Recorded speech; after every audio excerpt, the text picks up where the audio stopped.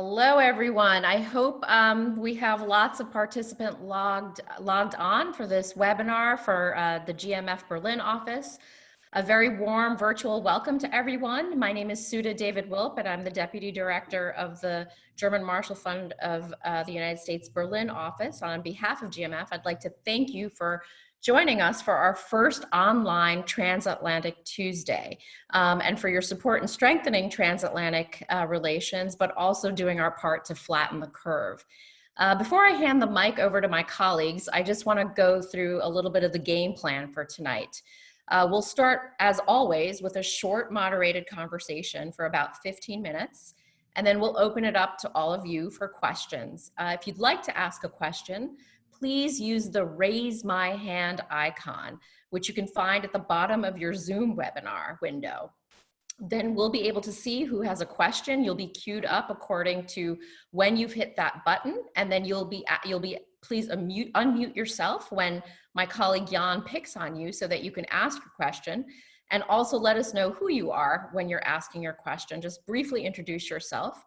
And again, we'll use the raise your hand icon option to ask questions. If you do have some technical difficulties, you can use the chat option as well, but we will not use that channel for taking questions. And last but not least, please note that this video is being recorded and we're going to post it on our website after. So keep that in mind when you do ask your questions.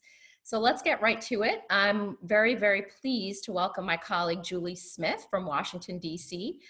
Julie Smith is a senior advisor to GMF President Karen Dodd-Fried and director of GMF's Asia program and the geopolitics program. This is actually her second time around, I think, Julie, at GMF. Before rejoining, she was a Robert Bosch Fellow. She was the Richard von Weizsäcker Fellow at the Robert Bosch Foundation in Berlin.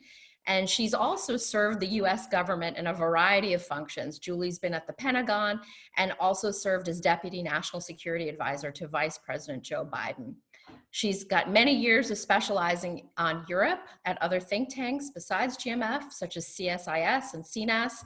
And I just want to stress that she's here to share her thoughts on the race, the Democratic nomination process, and transatlantic relations. And she's speaking on behalf of GMF and not as a representative of the Biden campaign. So without further ado, let me hand over to my colleague, Jan Techau. He's Senior Fellow and Director of the Europe Program at the German Marshall Fund in the Berlin office to moderate the discussion. Have fun, everybody. Thank you very much, Sudha, and welcome to everybody on the line out there, wherever you might be. I have a little window here on my screen that shows me your names or telephone numbers, mostly names actually. And as Sudha has indicated, once I open the panel for discussions, you use that button and I see you in the order in which you have clicked it, and will then take your questions in exactly that order. All right, Julie, thank you very much for making time. This is a heavy time. We had a couple of meetings at the GMF today where some people said that it's very hard to think about something else than Comrade Corona, as he's now called, and who seems to derail everything, and is even partially, it seems, derailing the American primary cycle. My first question to you is, has the decision on the Democratic side actually been made? Can we, with some certainty, assume that Joe Biden will be the candidate? I don't think we can say for certain kind of what's going to happen in the weeks and months ahead. I mean, there is a lot of uncertainty about the election in general because of the coronavirus. We had some breaking news just in the last day, hearing from the folks in Ohio that they will not be moving forward with the vote today as scheduled. 3 other states, Arizona, Florida, and Illinois, have decided to move forward with their votes, particularly as many voters had used absentee voting. So in Arizona, for example, over 300,000 people have already cast their votes. So they felt confident in moving forward. So one, there's uncertainty about how the virus is going to have an impact on the race. 2, while Biden is definitely in the lead and looks like the front runner, and one could imagine him actually being the nominee quite easily, particularly after tonight's results. We'll see how they come in, but he's slated to pick up a number of delegates from the states I just mentioned. Bernie Sanders is not giving up. And I think there is an open question as to what will happen with Bernie Sanders going forward, whether or not some of the math might change depending on how the next couple votes go in various states around the United States. And Bernie seems interested in carrying on, moving forward. I think he and his team understand that it's an uphill battle. But I also think that for Bernie Sanders, he has an interest in seeing what he can do to pull Biden to the left on some issues and continuing to shape the debates among Democrats. So a lot of uncertainty still. I think it'll get clearer with time, depending on how the race moves ahead. But we will just have to, at this point, take it week by week. Julie, if Senator Sanders decides to stay in the race, despite his delegate count being hopeless at some point, do you think that this is going to damage the Democratic side in this race, or could this be creating some sort of image of a united front of a really determined Democratic Party winning to oust the president? Where is the chemistry falling here? Well, we had a pretty interesting debate on Sunday night between Biden and Sanders. I mean, it was interesting for many reasons. I mean, most notably because there was no audience, which actually worked very well and allowed them to avoid kind of playing to the audience, waiting for applause, no protesters of any kind, no disruptions, but they just really were able to focus on the issues, the two of them. They were standing, if you missed it, 6 feet apart. There was no handshaking. It was very unusual. But what was remarkable about that debate was to see the two of them come together. And they certainly had areas where they disagreed. There was even some friction in the debate, particularly about past votes and their past records. But there was a commitment by both of them to do two things. One, complement each other on a number of issues where they actually, their views are aligned. And two, both of them stated openly that should the other person win, they would be there for that person. So Sanders committed to Biden, Biden committed to Sanders. And that's important because right now, in the face of this crisis in particular, I think we're in a situation where not just Democrats, but the country really wants to see folks come together. Many Democrats want the primary to end sooner rather than later. They want to focus on the bigger federal election cycle when they will go up against President Trump. And so I found that tone in the debate somewhat reassuring. That said, as I noted a few minutes ago, we're not in a situation where Bernie Sanders is willing to step aside, but we may get there yet. We'll have to see. I want to ask you a question about one of the messages that Joe Biden has been repeatedly sending throughout this primary campaign so far, and that is one of national healing. Now, that's one of those,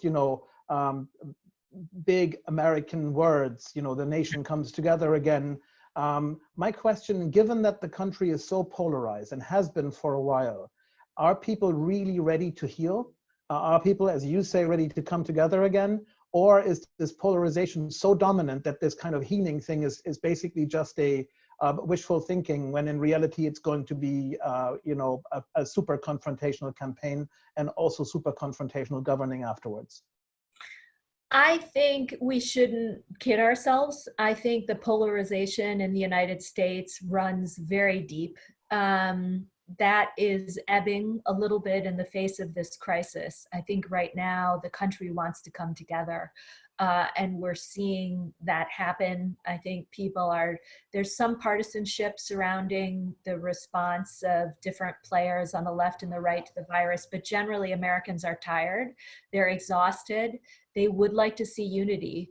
All that said, I think the election is going to be a tough one. And I think it's going to become very personal and very biting at times. There's a lot at stake. We have passion on both sides. And there's also going to be some conspiracy theories and some mythology and some misinformation on both sides as well, where not just American actors will be trying to insert what they can to heighten the polarization, but other players, including the Russians, may try to insert themselves again.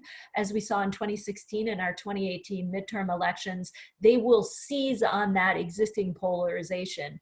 So while you're right to say that the country is exhausted and there's this, Biden is talking about national unity and healing, he's right to use that message. It resonates with a lot of people in my mind. But let's not assume that once we get past this election, all will be well. Whoever wins this election, if President Trump wins re-election, if Bernie Sanders, if Joe Biden, they are going to be facing a divided public and a divided society here in the United States, and they will still spend a great deal of their time dealing with what's happening inside the country while they're simultaneously focused on, obviously, events around the world. It will be tough. Julie, in this tough environment that you're describing where everything's so polarized, and maybe this actually is a stupid question to somebody who knows Joe Biden personally so well, you know, you having worked with him personally for a number of years, but is he really the kind of tough guy? Is he the kind of killer candidate that can go out there and get into this brutal campaign and prevail? He's, you know, the nice guy. He is the soft-spoken candidate. He's the reasonable guy. How brutal can he be, knowing full well that President Trump, of course, you know, will not shy away from harsh tactics. He's a very, you know, a forceful campaigner. And will Joe Biden, because of his personality, will he look weak by comparison, or might that even be an advantage?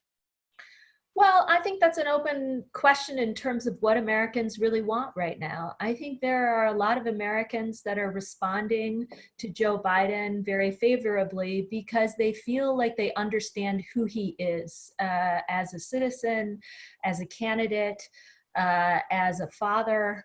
I think people feel some connection with him and that he has some sort of sense of decency, and that's what we need right now. I'm not sure everyone in the United States wants to see killer instincts, even if the candidate has them. I think they'd like to see a toned down debate. Certainly there will be attempts on both sides to demonize each other's candidates. But again, back to your point just a minute ago, I mean, maybe what we need right now is somebody who won't fall prey to that, even if we see the other side really heighten their attacks. But having worked with Joe Biden, I'm confident that he can handle just about anything. I think he's been through a lot. I think he is tough when needed, but I also think he knows how to reassure Americans and connect with Americans. And I think one of the reasons he's done so well, and in a very surprising way in recent weeks, is really, I think I would attribute his basic character to that more than anything else. I mean, let's be clear. This is a campaign that was lacking resources just a couple of weeks ago in a pretty dramatic way. This is a campaign that did not have the same movement that Warren claimed that she did, or Sanders claims that he does. But this is a campaign that is essentially organized and very focused on Joe Biden's character and what he represents. And I think that was enough for a lot of people. Again, it's not over, so we'll see. But I think he's surprised many people with the way in which he has managed this campaign and how he's kind of come from behind and emerged as the front runner. Okay, Julie, let me ask you a few things about substance here, because of course, Europeans, our core audience is in the transatlantic world, are looking at this election also as an election that will decide upon the direction that the United States will take as the leading power of the West, as the leading power within NATO. Joe Biden published an article in Foreign Affairs in late January in which he was laying out both his domestic but also his foreign affairs policy ideas and the general direction in which he wants to take all of this. I will quote one thing because it's a very strong sentence, one that, you know, of course, you know, resonates very much with audiences over here. He's talking about NATO. He's talking about reestablishing a more partnershiply approach. And he says, the United States commitment, and he means the one to NATO, is sacred. It is not transactional. Now that is like from the wish list of the Europeans. That's the kind of quote that people like to hear over here. What does it mean in concrete terms? I think what it means in concrete terms is that this is an individual who cares deeply about our commitment to the rules-based order, the international system, the alphabet soup of multilateral institutions around the world, and that even in dark days where we find ourselves in disagreement with certain allies over particular issues, he is not the type of person to say to anyone or any institution that if you're not delivering for the United States in one category or another, we are walking away. I mean, he believes firmly that our commitment to these institutions is sacred and should be preserved even in the face of disagreements, whether it's on defense spending or trade imbalances, or in the case of Germany, the Nord Stream 2 pipeline. I think he would say, yes, we have to work out those differences. We don't always look at things through the same set of glasses, but we could never do anything that would jeopardize our commitment to these institutions. It's only by working with allies that we can solve a number of challenges around the world. But Julie, let me ask you, how much flexibility does he actually have on this? To what extent can he recommit to Europe, if you will, given that, of course, there's pretty much a cross-partisan consensus in Washington that China and Asia are now the main topics to focus on, with Congress certainly leaning that way, also with resources being scarce. How much of a redirection can there actually be? Well, that's an interesting point. I think you're right to point out that the United States has turned its attention to the Pacific, and that started with the Obama administration, has carried on with the Trump administration. Public opinion in the United States has shifted a little bit to the right. We are kind of united, I think, in our determination to take a more aggressive stance towards China in particular. And so when it comes to working with allies and partners around the world, I think you could imagine a possible President Biden turning to our European allies not to say, let's turn back the clock and only focus on each other, on the transatlantic relationship. I think, in fact, what he would do, and I even think this would happen with Bernie Sanders, is that there would be an extended hand to work with our European partners on some of these challenges across the Pacific. What more can we do together to work on some of the challenges associated with China's rise? And that's where I think you would see a shift, a heavier emphasis on the role that alliances and allies play in fortifying our common values and our democracies around the world. Isn't there a risk, if there is such a strong recommitment as the, quote indicates that I just pulled from that article, that such a strong recommitment to Europe will basically kill the incentive for the Europeans to finally get serious about defense themselves? It sounds like, yeah, America's back, beautiful, the guarantee is back in place, we can trust in the guarantee again. We never really like to spend on the damn stuff in the first place. Let's reestablish common sense and not spend on defense. How much of a risk is there, do you think? Well, it's a challenge. It will be a challenge for a new president, anyone, to walk into the Oval Office and say, I want to double down on America's commitment to our European allies. But we have to ensure that our European allies don't hear that as good. Well, now we don't have to make these changes on defense spending, because as you know better than anybody, of course, this has been a theme of other past presidents. It's something I worked on personally when I was in the Pentagon, working both with Secretary Gates and then Secretary Panetta. They were both committed to trying to get allies to move the needle. Ironically, what really has moved the needle most of all was really Putin's annexation of Crimea. That certainly focused everyone's mind, and that's when we started to see the change. But yes, the challenge going forward will be to ensure that our European partners don't look at the arrival of a new president as a chance to sit back and relax. In many ways, I guess in the category of be careful what you wish for, there could be added pressure on our European allies and friends to deliver more, to problem solving in the Balkans, to speaking out on human rights abuses in China, to helping stabilize events in the Middle East. So the push and the ask, that may actually be increased. And I think that might take some of our European allies by surprise. You just mentioned China in that list of topics that could come up.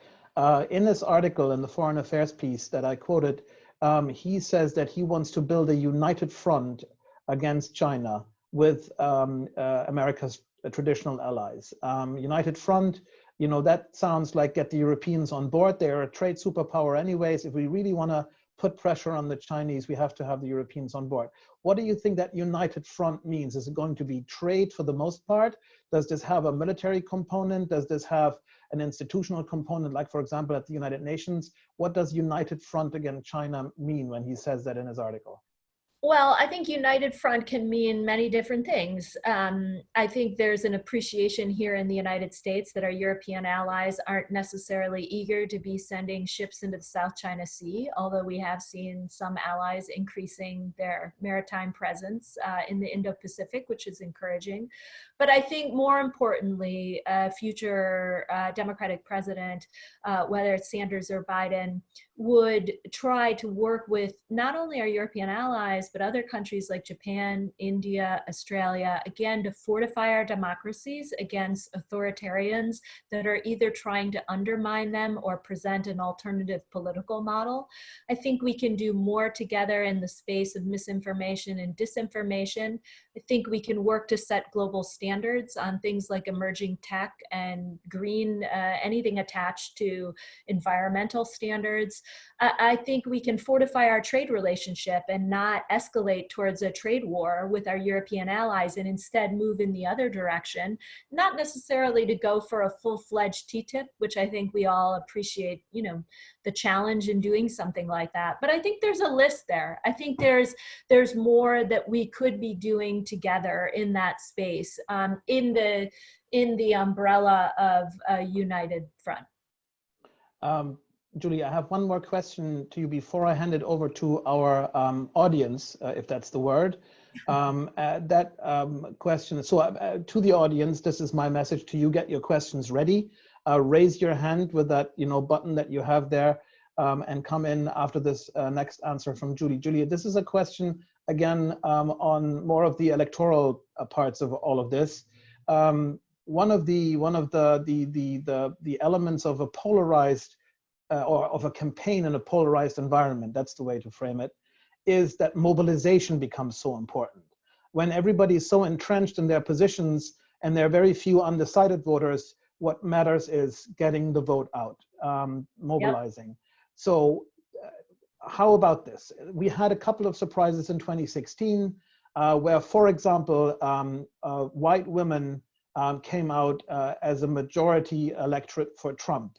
Which was something that nobody had expected. There are general doubts that, perhaps, a less exciting Democratic candidate, compared to President Obama, who was very exciting to many, will find it hard to mobilize those people that sit at home and can't decide whether they want to vote. How is this mobilization contest going to play out, and what chances would you assign to Joe Biden and his team to get the vote out to really, beat the president? Well, there's passion on both sides and energy and a determination to win on the left and the right. But I think the Democrats are feeling fairly confident about where they stand on voter turnout and mobilization, as you pointed out. The 2018 midterm election showed a remarkable surge in turnout, and that to me indicated that the energy in the Democratic Party right now is very high. And I think we've seen to date, if you look at some of the numbers coming out of, say, the state of Virginia, where we saw a significant increase in turnout across the board, although not as much with young people as you would expect. But nevertheless, a general sense that turnout was up. I think, again, I feel confident that the energy will be there and passion. We'll have to see how the virus again affects turnout. But so far, in some of the states, we've seen a remarkable surge. And so, yeah, it will come down to a question of turnout and who can get out the votes. That will be absolutely critical. Julie, thanks a lot. I'm now checking my participants window here that I have on my screen. I don't see anybody with a raised hand yet, or maybe I'm overlooking something. If our techno geeks that run the show could indicate to me whether maybe I'm missing something here. But if I don't see a hand raised, that means that I will have to keep on telling jokes until the end of this broadcast. And that's not what anybody here wants to risk. Okay, still waiting for those hands. But there's one. Aha. Yes, Rachel. That's perfect. I give the word to Rachel. Rachel, please, it's yours. Can you hear me? Yes. Yes, absolutely. Hi from Berlin. Hello. I have a quick question. There's been a lot of talk from many different parts of the Democratic Party about like what kind of vice president would be needed to sort of unify the party and you know, encourage people to get out to vote and really like make a ticket something that people are excited about. So do you have any thoughts on you know, if Biden should choose someone from maybe the more progressive wing of the party, maybe someone more moderate? Any thoughts on that would be welcome. Sure. Well, thank you. Good to hear your voice from Berlin. This is amazing that we can do this. And thanks to everybody who's dialed in, by the way, and thanks to my colleagues for setting this up. And I'm relieved so far that you have not seen my children, which is always a battle. In any case, back to your question about the vice presidential candidate. Well, on Sunday, we had some breaking news, and that, of course, was Vice President Biden's commitment to select a female as his running mate. And he was asked in no uncertain terms about whether or not he would commit to that, and he gave a resounding yes, that's what I'm doing. So that was the headline out of the debate on Sunday. Sanders was asked the same question, essentially said the same thing. I think his quote was "in all likelihood."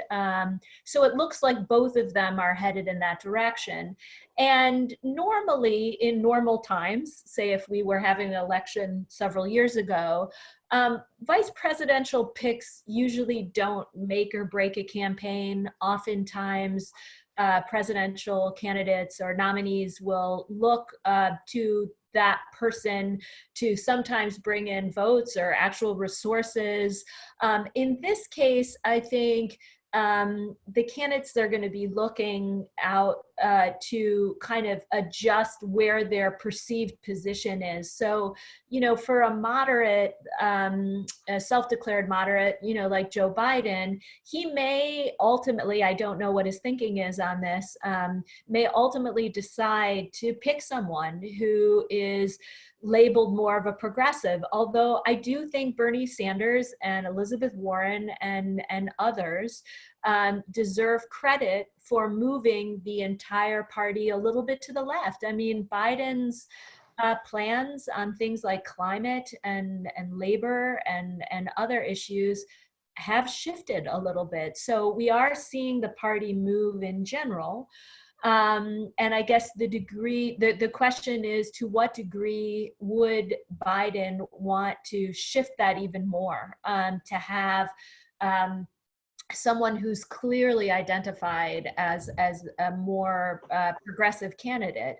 So I don't know what his thinking is. I'm just absolutely thrilled, though, that we have that commitment for it to be a woman. That's overdue, and very excited about that prospect. And we'll have to see kind of who he picks at the end of the day. But it will be probably more so than in years past, a very, very important selection for him.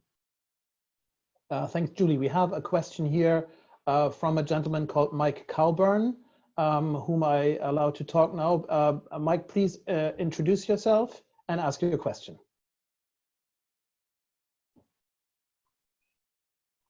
Sorry, please wait a second. There was a little glitch here. Hello, yes. hello. Mike, Can you hear me now? Yes, now you're on. Sorry for the little glitch. Please no go problem ahead. at all. No problem at all. Hi, Julie. I'm a PhD candidate at the Freie Universität here.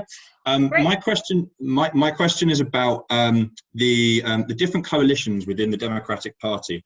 We were talking, I guess, at the start of this contest about the different groups that the winning candidate would have to bring together. And I think I would make the argument that in normal circumstances, this primary is done and Joe Biden is going to be the winner. What it seems like to me is it just shows the power of the African-American voter bloc within the Democratic presidential primary. If we think back to 16 and to 08, the candidate who held sway with African-American voters ended up being the winner here. And I would make the argument that's probably going to happen again. What do you think that says in terms of obviously going into the general election? That's a very important voter coalition. How do you think that's going to play in terms of how do you think a potential candidate Biden would hold that together? Well, you're absolutely right. I mean, that has been kind of an indispensable block to anybody running for president. And it certainly was absolutely instrumental in the win that Joe Biden had in South Carolina, where he moved to the front of the pack very rapidly. And you're right to point out that that's been the case in the past. We are seeing, though, other blocks of voters, types of voters. I mean, there's been tremendous outreach to the Latino community by all of the candidates in this race. When we had 20 or so candidates several months ago, you saw all of them very early on reaching out to Latino voters. So there's a lot to think about. The party has become, in the country, has become much, much more diverse. With people from all sorts of races, backgrounds. There's outreach to other communities, LGBTQ. So it goes on and on and on. I think what we want to see is we want to put forward a candidate that can rally voters who come from lots of different backgrounds and experiences. I think personally, I think Biden will do very well with many of those groups. But for me, I think he also does very well with some of the more moderate, the suburban moms that once voted for Obama and then switched over to Trump in 2016. Some of them are coming back into the fold. We're seeing evidence of that. So yes, I think the African-American voters are absolutely critical, and ensuring that that community is excited about the candidate and turns out to vote will be a top priority for whoever the nominee ends up being. Julie, I would like, first of all, I would like to encourage everybody to raise their hands and notify me thereby that I am going to pull them into the discussion here. Julie, it's quite clear you've worked for Joe Biden before, and it's clear where you stand in this election cycle should he be the candidate. But from your perspective, what do you think is the strong side of the president in all of this? Where does he look good as a candidate? What's the kind of stuff that he's going to run on? Where is he promising as a candidate, if you will? Well, to his supporters, up until the last couple of weeks, I mean, the bottom line for Trump supporters were really the economic indicators. I think a lot of his voters looked at their 401k statements, their retirement programs, and the statements that came out at the back end of last year, and there was a lot of good news there. Anybody who has a retirement plan was pretty happy of where things stood up until the market started crashing a couple weeks ago, days ago, I guess. But unemployment rates, I mean, basically any indicator that you looked at, people were very reassured by that. I think Trump's immigration stance really resonates with a lot of people in this country. Not with me personally, as you might imagine, but I think that's been important. I think kind of his general position on judges and his ability to move in not one but two conservative judges into the Supreme Court has been critical, but it doesn't stop there. They've made a lot of changes at the state level as well and across other federal courts. So I think people are enthusiastic about those changes and what it means for their policy priorities. And then on foreign policy, I think where Trump has been effective is in kind of continuing to portray himself as the deal maker. I mean, that's his brand and his image. The Art of the Deal was his book that he put out. And I mean, I can sit here and argue for hours why I think it's not really rooted in truth, but I think a lot of his supporters believe that he was able to get a better deal, for example, by getting rid of NAFTA and then building something new. I think people still believe that by visiting with Kim Jong-un in Singapore and having this big flashy summit with the North Koreans, that he was able to put something new and different in place. And I could go on and on. I think there are many cases where his supporters believe that his disruption has led us to a better place. Now, that isn't necessarily the case for all of his supporters, and he certainly lost some support among moderates, but his true blue supporters are standing by him, even in the face of this crisis. We'll have to see kind of how his handling of the coronavirus will impact his numbers and his approval ratings. But based on past experience, it seems to me that his supporters really aren't going anywhere, irrespective of what he actually does while he's in office. But he's made his case. He's been holding political rallies since 2016, since he came into office in 2017. And so this has been a man who's been out campaigning very effectively, oftentimes by not necessarily stating the facts. But he is a master at messaging and enhancing his own brand, and that will serve him well in this election. Still no raised hands from the audience. I encourage you once more. Oh, there we have one. We have Flavia Röhrs, who raised her hand just now. Flavia, please introduce yourself and then go ahead. Hello, Julie. Thank you so much for your time. My name is Flavia. I work for the Green Congressman Gerhard Zickenhainer, who's in the Committee on European Affairs in the German Bundestag. And I have a question more into the future regarding Biden's commitments to our global institutions. So I mean, we see a power decline of the global institutions, and I view them, though, as essential to manage our global public goods, such as climate, clean air, clean water, etc. And what kind of commitment could we expect from Biden towards these? Towards international institutions? Yes. Well, I think as somebody who's worked in the field of foreign policy for 30 or 40 years, I mean, Joe Biden is someone who has shown time and time again his long-standing commitment to multilateral institutions. But I think he's also open-minded about the need to potentially, over time, create some new forums as well. He worked very closely with President Obama on the NSS, the Nuclear Security Summit. There was the work that they did on countering violent extremism, CVE. In cases where they found that today's institutions were ill-equipped to tackle new challenges, they weren't afraid to look for new opportunities to convene leaders around new emerging challenges. So I think you'd see two things. You'd see kind of a long-standing commitment to continue to reform the institutions out there and make them fit for purpose. But I think you would also see an interest in thinking about the challenges that await us in the future and how we can best equip ourselves to tackle those challenges. if you read the foreign affairs piece, and I recommend that folks do, if they're interested in Joe Biden's thinking about foreign policy, you'll note in that article, he talks a lot about the challenges that we face as democracies. All And right, Julie, now we have a frozen image of yours. Oh no, I hope can that you the still line hear? can be read. Can you hear me now? Now you're back again. Okay. Can you start again? You made that reference to the foreign affairs article. So the foreign affairs article does mention democracy as a challenge that we have to face collectively.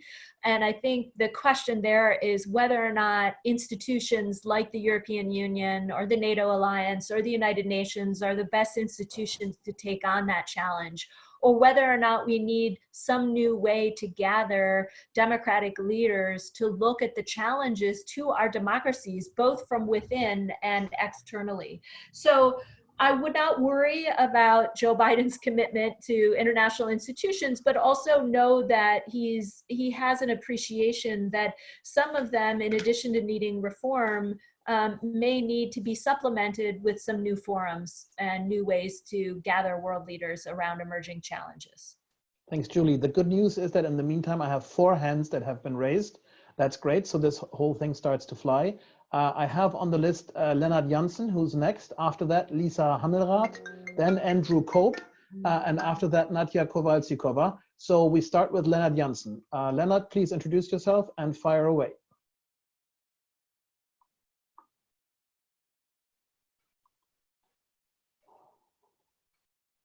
Have to unmute. Yeah, I'm trying that. For some reason, it doesn't react. I'm trying to unmute him. Lennart, now you're online. I have unmuted you successfully. It's yours. Great. Okay. Yeah, hello everybody. Here's Lennart Jansen from the Federation of German Industries.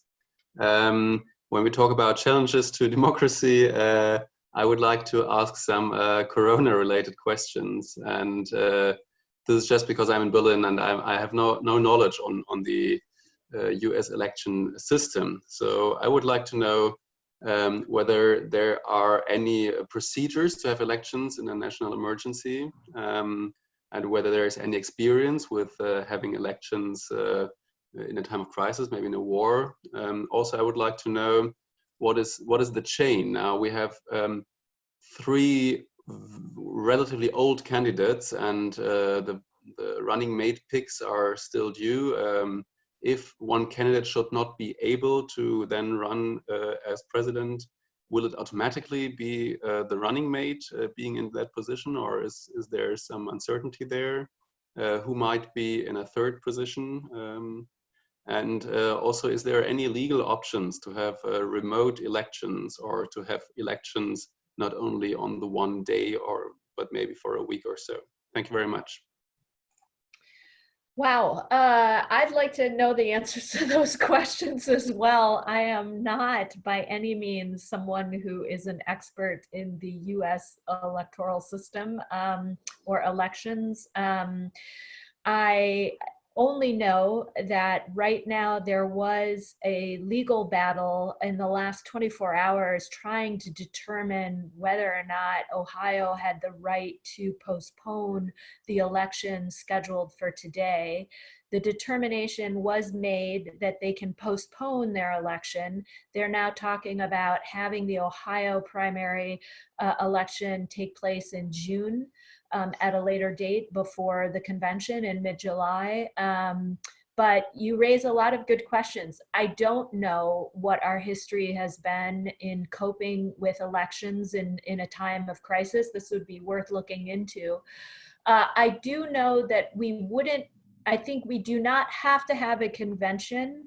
I think there are ways to do this without putting 50,000 people in a room. Normally, they do convene somewhere between, 45 and 50,000 people. Obviously, that's the last thing we would probably want to be doing if we find ourselves in the same situation by summer. But these are obviously the questions that need to be looked at. And you're right, all 3 of the leading candidates, Joe Biden, Bernie Sanders, and Donald Trump, are in their 70s. I think there's more clarity about what would happen to the president should he become ill. or incapable of leading. But there's less clarity for me and probably for many other Americans about how we move forward with the primary process, or if we're past the primaries and we're now heading into the general, what happens under different set of circumstances. So I'm sorry I can't be helpful with that, but I'd love to know myself, and be looking for additional information on that. Yeah, those are the weeds of the American constitutional system. Thanks for the question. The next person in line is Lisa Hammelrath. Lisa, please go ahead. This unmute button is no friend of mine. Okay. Lisa, I think, yes, please go ahead. Yes, thank you. Okay, this is working. Hi, my name is Lisa Hammelrath. I'm an MPP candidate at the Hertie School here in Berlin. And my question kind of adds up to the question from Flavia from before, which is about the commitment on international organization and foreign policy. Basically, I think a lot of Europeans have this hope that in the case a democratic president is elected, there is going to be a back to normal on the issue on international organizations and foreign policy. But do you think that the harm that Trump has done to the commitment, the American commitment to international organization, and the imprint he has left on American foreign policy is going to be able to basically roll back in a short amount of time by a democratic president? Do you think that we're going to actually have to struggle under these implications for a longer time? Well, I think that when a new president comes into office, pretty much anywhere around the world, it opens the door to a new set of relationships with world leaders on a variety of issues. So there will be a little bit of a reset with a new personality and the opportunity to get past some of the tension in the transatlantic relationship.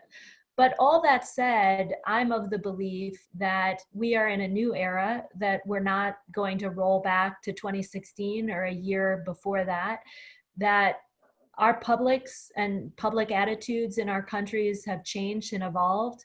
Our politics, that's changed as well. The issues themselves have evolved. We're dealing with a different set of challenges than we were just a few years ago. And I think the distrust towards the United States and worry that we're going to continually swing from left to right in dramatic form leaves a lot of our allies with some uncertainty.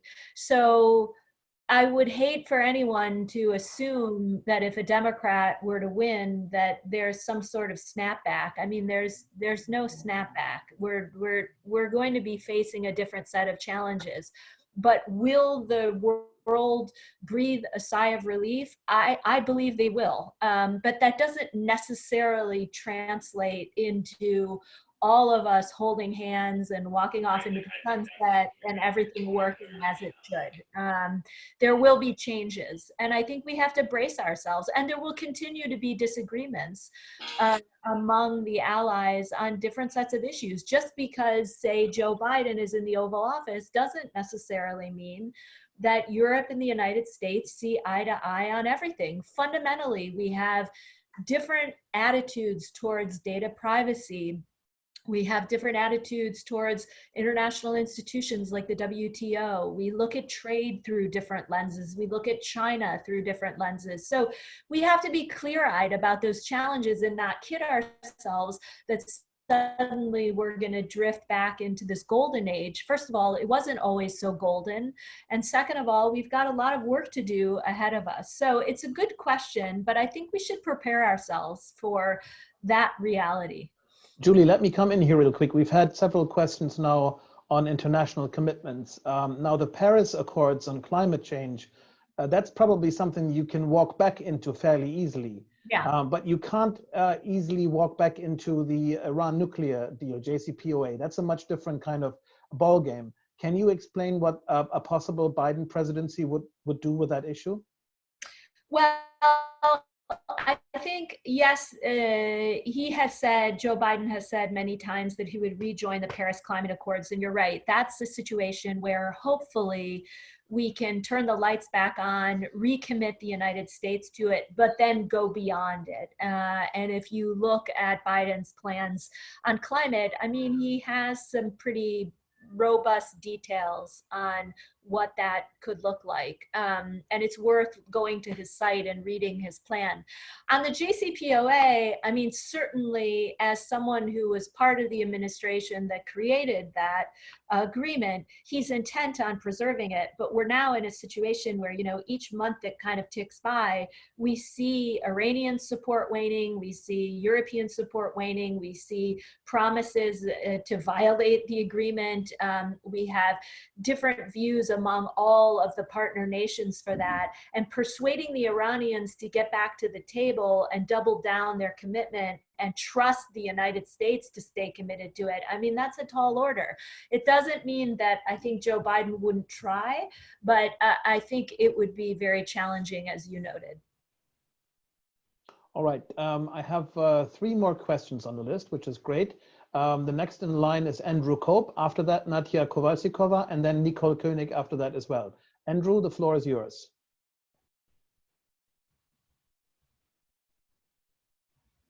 Hi, Jan. Hi, Julie. Great to see you. Andrew Kolb here with GMF's Washington office, right now operating from a remote bunker. Question is really to both of you. So there's been intense interest in the Democratic primary in Germany and in Europe more broadly. And you know, since Super Tuesday, Joe Biden has moved to the front of the pack relatively rapidly. I'm curious to get your sense of how well known and understood Vice President Biden is in Germany, and whether maybe there are any misconceptions about him and his candidacy that Germans and Europeans might be laboring under.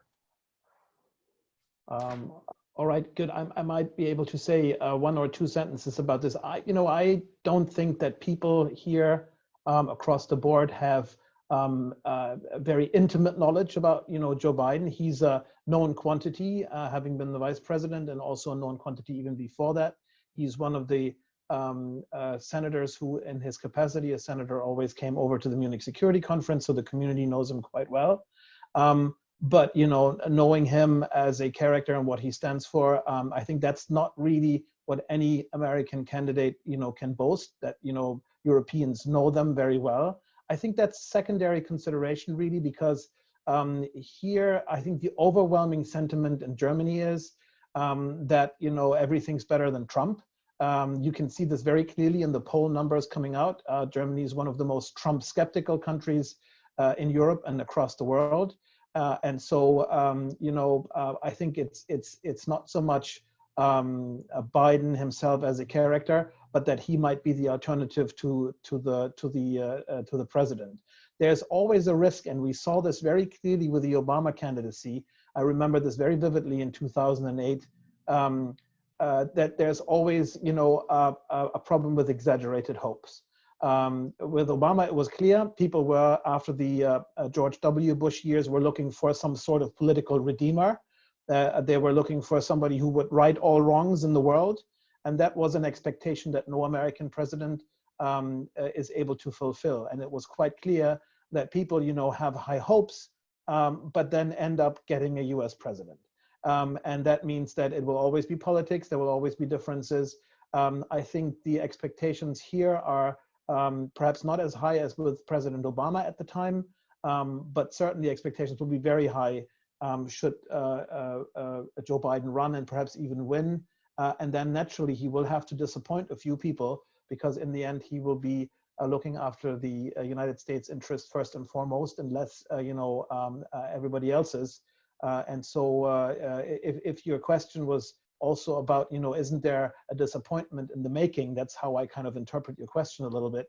Then for sure that will happen. I mean, that's normal. And I think that has happened with almost every president who's come into office in Washington. Julie, you want to answer to this question as well? You want to add something to that? No, I mean, I think that covers it. All right, next person on the list that I have here is Nadia Kowalsikova. Nadia, please.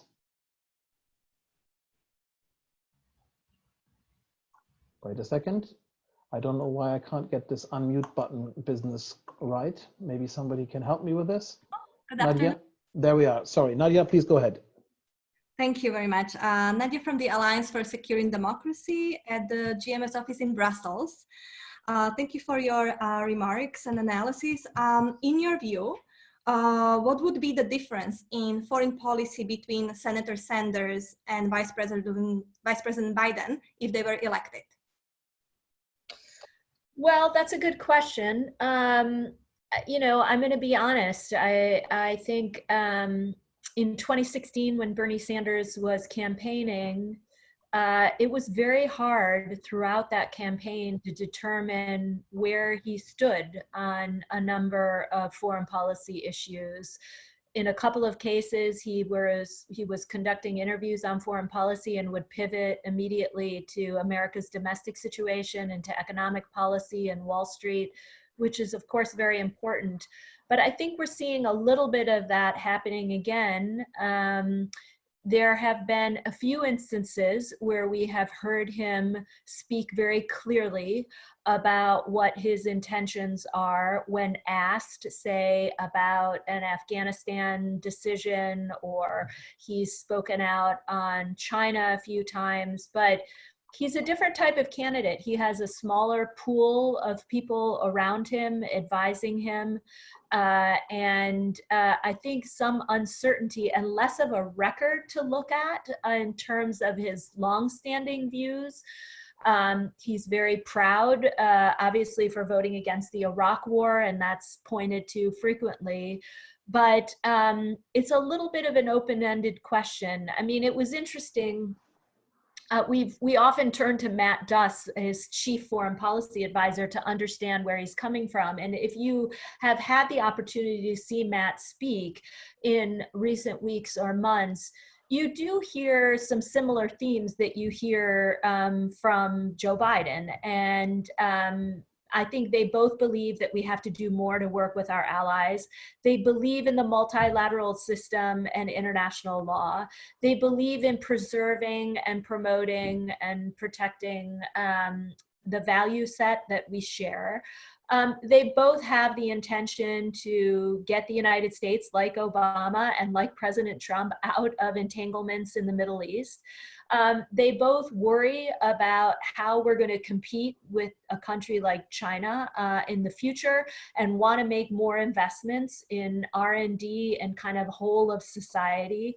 But in terms of looking for big differences, I mean, in the debate, they were making a big deal out of kind of Sanders' intent.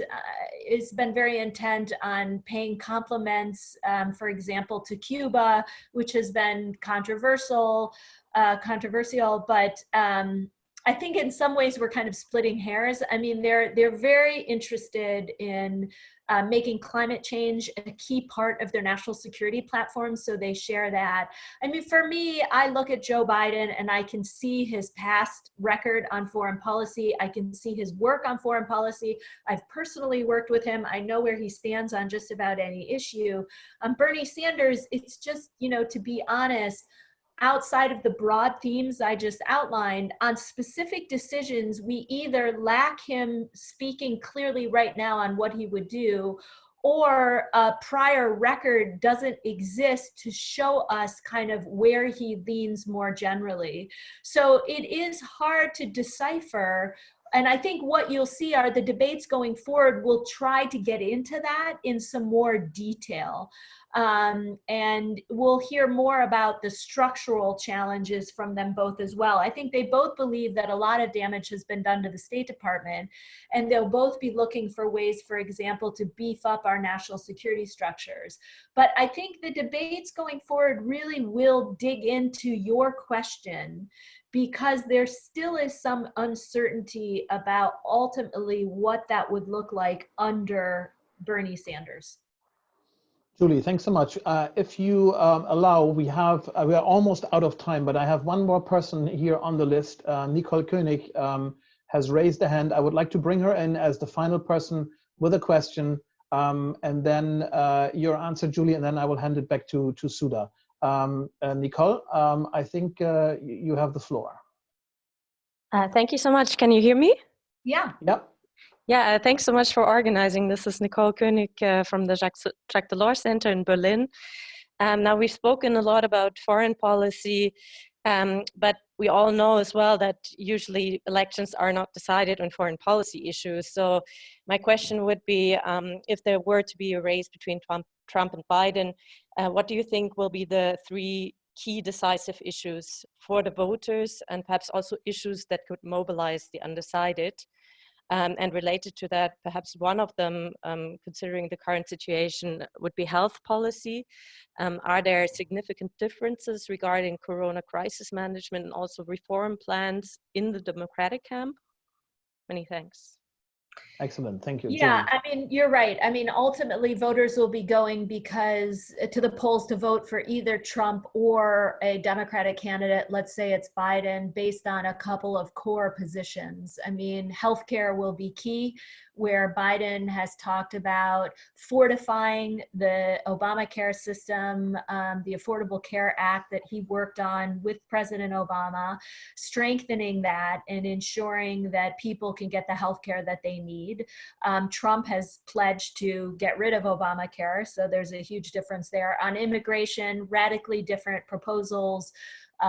Both Democratic candidates, all of the Democratic candidates, when there were many running, have been critical of the president's approach on immigration, particularly the family separation policy, which many of us find to be just unimaginable.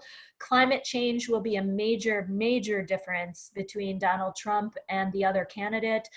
We have a president that has called it a hoax. And so that would be a big difference. Kind of trade writ large, you know, Trump saying globalist multilateral trade deals are a bad thing. I think Democrats have mixed views about trade deals, and it is a challenging issue for the party, but still take a different position than the president. And I could go on and on. Education policy, kind of their stances on gun control. There are a lot of single issue voters out there on gun control. Abortion will continue to drive people's votes. So yes, there are a lot of issues and a lot of very, very big differences between the Democratic Party now and Donald Trump. Julie, thanks so much. Thanks for addressing all of the questions that were raised. I'll hand it over to Sudha. But also from my perspective here as the moderator, this was a bit of a blind date with a new system. We've never tried this before. I think it has worked out very, very well. And with that, I say bye-bye. And Sudha, on to you for famous last words. Thank you. And I hope I don't freeze up in the last minute of our webinar. I just wanted to say thank you to Julie and Jan. Thank you so much for a great exchange. Thanks to all of you out there that tuned into this webinar. And I also wanted to extend my thanks to my great colleague, Elizabeth Winter, for putting this all together. She's been sort of the Wizard of Oz behind this whole operation, along with my colleague, Sana. Again, happy, stay healthy. Thanks again, and happy St. Patrick's Day. And until our next Transatlantic Tuesday next month. Thanks all. Bye-bye. Thank you. Thank you very much. Bye-bye. Thank you.